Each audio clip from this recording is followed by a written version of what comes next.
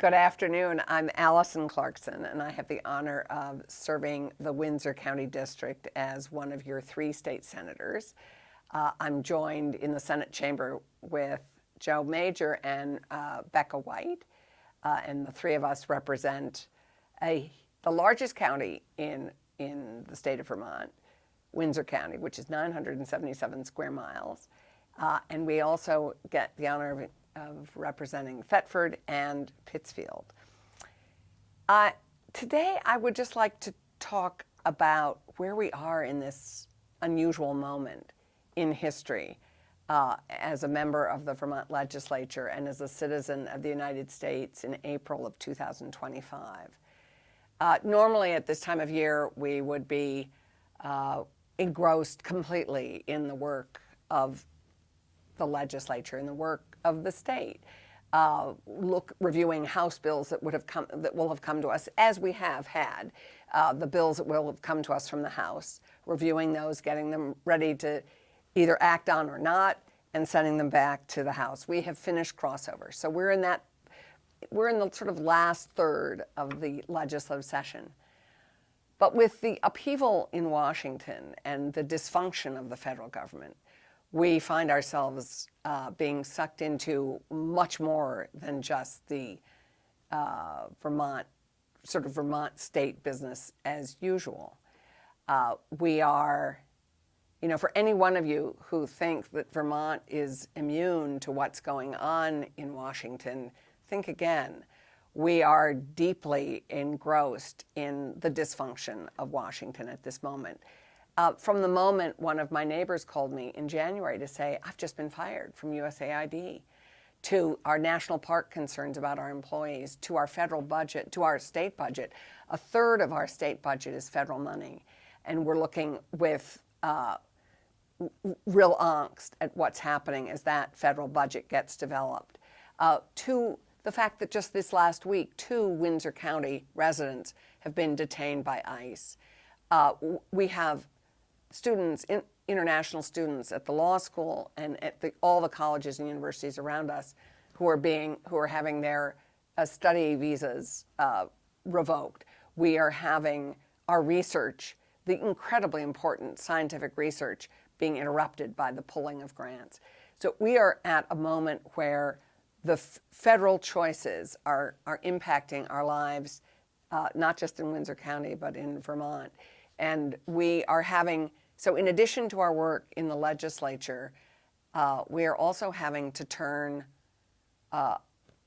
our attention to dealing with how we are filling those gaps, how we are helping our constituents, and how we are standing up to this moment and pushing back and protecting Vermonters and Vermont.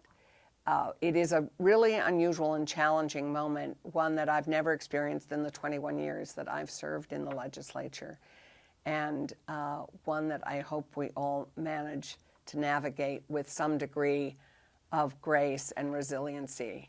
It is and will continue to be a huge challenge. One thing we've done recently, because as we look straight at these tariffs, as people may or may not know, Canada is Vermont's biggest trade partner. Second is Taiwan. I had the privilege of being able to go to Taiwan 2 years ago and meet with Vermont companies in Taiwan, and with Taiwanese companies who invest in Vermont. We've held in the last week or 2 joint hearings with House Commerce, and I chair Senate Economic Development, Housing, and General Affairs. We have had 2 joint hearings in a row, one addressing our Vermont-Canada trade and tariffs and the challenges of the tariffs. And the next day we had a joint hearing on tourism, both heavily impacted by both the rhetoric and the uncertainty that is coming from Washington. So on tourism, just very simply, Trump's damaging and fairly nasty rhetoric around Canada has Canadians so angry they're boycotting all goods, all of our goods in Canada. I mean, Bar Hill, I mean, all our beer, all our spirits, all the things that we're so proud of manufacturing are not being bought by Canada. They do not want them anymore. They are not serving them. Canadian tourists, which many of our ski areas have been dependent on, and much of our tourism, a huge percent of our tourism are Canadian tourists. Canadians are not coming to the United States unless there's some incredibly important family occasion.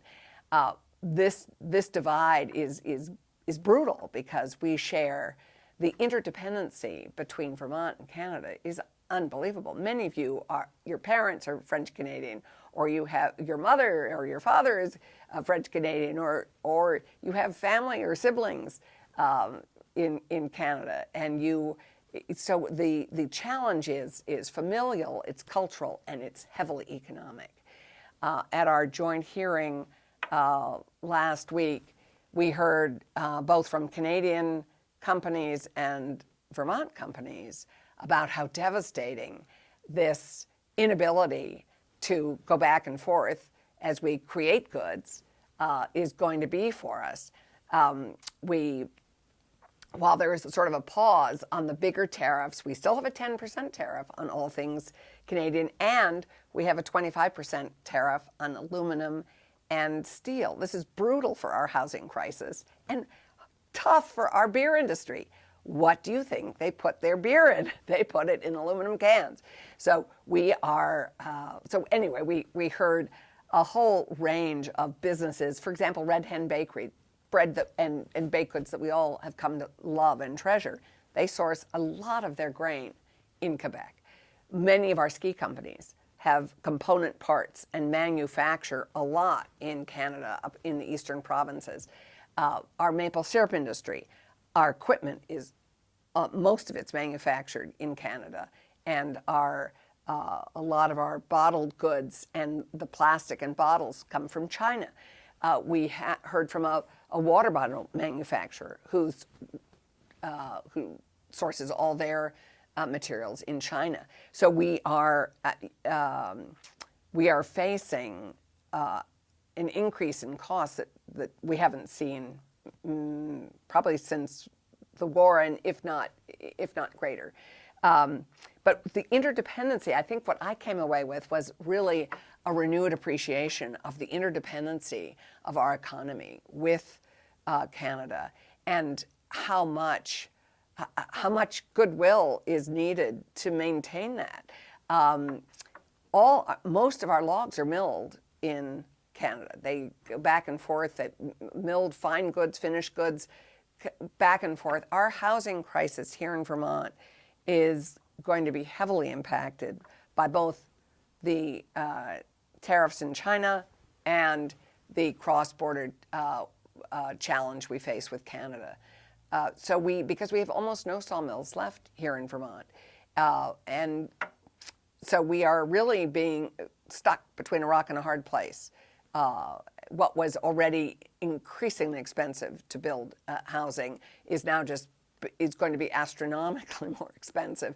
And all the clever and creative ways we're looking at building and creating off-site housing and that we can assemble in a place, or manufactured housing, even that, all of it requires some form of steel or lumber.